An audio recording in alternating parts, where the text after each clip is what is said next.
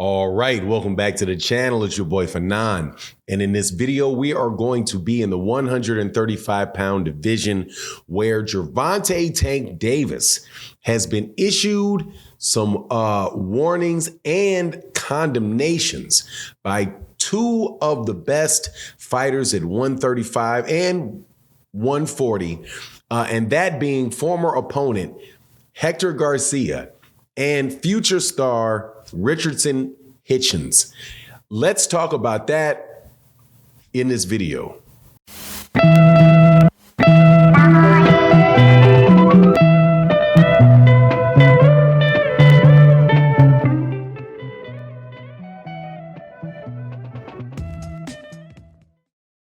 All right, welcome back to the channel. It's your boy Fanon, and in this video, we are going to be in the 135-pound division where some real wild things have been said about Gervonta Davis by two guys. Also, really three guys, because you can include Devin Haney in this as well. And I'll cover just a little bit towards the end. However, there's been some funny statements made by Hector Garcia and I respect him a lot. I like this kid, Richardson Hitchens, about Gervonta Davis and his fight coming up with Ryan Garcia. But before I get into that, let me welcome you back to the channel. If you are new to the channel, please accept my invitation to hit the subscribe button, hit the bell icon so you can be notified of when we release more videos. Also, if you're a longtime subscriber and supporter of the channel, thank you very much for your continued support. It really, really does mean a lot to the channel. Thank you so much for your support in the super chats and the cash apps and also the super thanks of videos like this. But let's get into this. Gervonta Davis should, provided Oscar De La Hoya doesn't pull a whammy on everybody, which I suspect he will, have a fight with Ryan Garcia. I do believe the second week of April, there have been reports that they're eyeing Allegiant Stadium in Las Vegas to do that fight. But none of that stuff is really settled down, and nor do we know for sure. They're still, just this week, Ryan Garcia said, that they are, still in the contract stages, right? Which goes back to when Oscar De La Hoya, where people were reporting that Oscar De La Hoya had agreed to everything and had signed the contract. Man, you knew that wasn't the case. But anyway, so they're still going on with this. But in the lead into it, there's still a lot of, interviews going on and people being asked about what they think about the fight, what they think about Gervonta Davis, and what they think about Ryan Garcia. And there was two that came out, really stood out to me, that took place yesterday and the day before. The first one was from Hector Garcia. Now, if you're not familiar with Hector Garcia, let me give you a little bit of background. He's a guy that just got his eye busted up by Gervonta Davis in his very last fight. He is currently the WBA super champion at 130 pounds, had beaten Chris Colbert out of New Jersey to win that title. And then, to get into position to win that title. And then he fought Gutierrez and won the title. But when he stepped up to 135 pounds for his big money payday on pay-per-view, he fought a very, very good fight. But at the end of the day, he wound up getting stopped. Now, he comes out and says something really funny about Gervonta Davis, specifically that he feels like he could have knocked him out. And my understanding is that he said, I don't speak Spanish, so this is somebody's interpretation of it, that he said that Gervonta Davis's power was not all that, right? Now, that's real interesting from a guy that gets hit upside the head and goes back to his corner and says, hey, man, did I get knocked out? And I can't see, right? Didn't know where he was. Thought the fight was over after he got hit. Maybe the reason that he says he doesn't hit that hard is because he doesn't remember getting hit, right? So I think that may be a reasonable explanation for why he would say that. However, it's safe to assume that that's not true, seeing as Gervonta, I don't know, he's 28 or somewhere around 28 fights. I don't keep his record right on the top of my head at the tip of my tongue.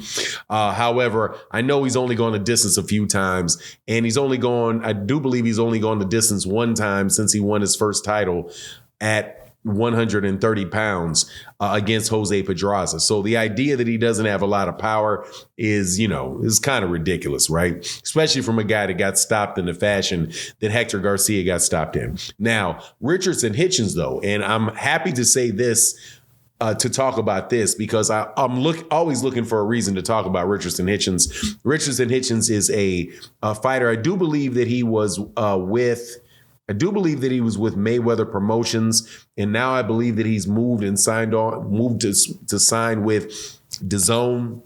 But he is a very, very solid fighter, man. 140 pounder, was one of the top amateurs in the United States. I do believe that, I think he's Haitian by, he's descended from Haitians, or his parents are Haitians, but I do believe he's out of the East Coast in the United States. But a very, very solid fighter, and a guy that I'm looking forward to seeing what's going to happen with him at 140, even though, if he's over there at DAZN, who knows what's going to really happen, what fights he's going to be able to get over there. It's such a stacked division. But he was asked about the Gervonta Ryan Garcia fight, and he said, look, he favors like 60-40 for Gervonta Davis. But he said, look, man, Ryan Garcia is going to bring some things to the table that Gervonta has not seen before, right? Like the length that he has and the speed that he has is not something that Gervonta Davis has had to deal with before. And so he believes that, in the initial portion of the fight, that Gervonta Davis will be hesitant against Ryan Garcia. And I think that is a reasonable thing to say. The entire time that I've talked about this fight with Ryan Garcia, I've tried to remain realistic about, the difficulties that either one of these guys are going to face in this fight. Gervonta Davis is clearly the more experienced fighter. He's somebody that has, a bunch of championship fights, despite people just in the peanut gallery acting like he doesn't. But he's been at a championship level for several years. He's been on the big stage for several years, right? Now, and when people say, well, he's not fought at the championship level, he's not fought anybody. The man is literally fighting in front of gigantic crowds. Television is all on him. He's fighting against guys that are current world champions and former world champions at 130 pounds, at 135 pounds, right? Fought in a stadium against Mario Barrios. I was there for that fight, even though it was not as many people in the stands because of COVID. It still was a gigantic stadium that the man was fighting in. So the experience of being in front of those big crowds and being in the big moment and having a lot of expectations on you when you're going into a fight is something Gervonta Davis has, and he's never come close to choking. The closest thing that I would say that he ever came to looking like maybe he was a little bit funny was when he was on the undercard for Floyd Mayweather Jr., Conor McGregor, and he beat Francisco Fonseca.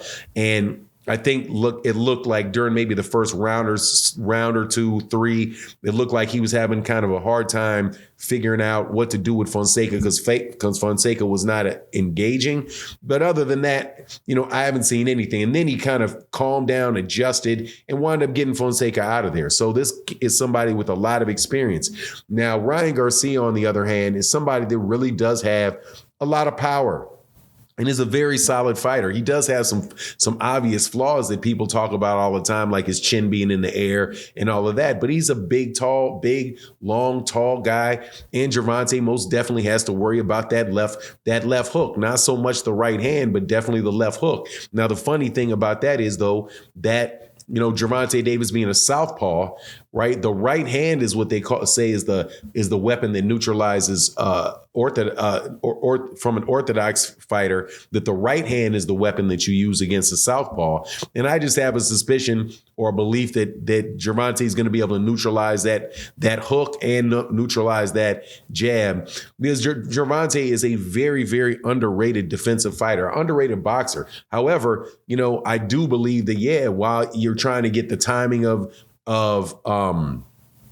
of Ryan Garcia, that there may be some pensive moments, right? And obviously, as it is with all Gervonta Davis fights, if he doesn't knock somebody out in that round, you're going to have a lot of people saying he lost the round. So there's going to be that public perception of it going on during the fight. But, anyway, man, I just thought it's a really good observation from Richardson Hitchens. I think Hector Garcia is probably still concussed with what he had to say, but it is what it is, man. Just good boxing talk. Let me know what you think in the comment section. I love to talk to y'all in the comment section. I will be honest though, I am definitely going to be protecting my dome piece. If you're leaving a lot of negative, just spiteful comments and stuff at me, I'm going to delete him as soon as I see the comment, because I read a good amount of the comments, especially when the video first comes out. If I see something where you're just saying something nasty to me, I'm going to remove the comment right away.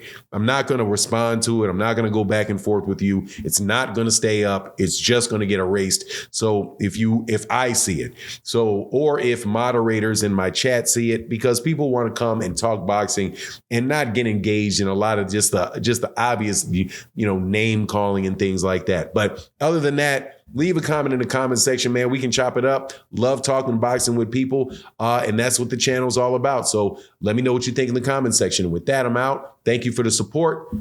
Deuces.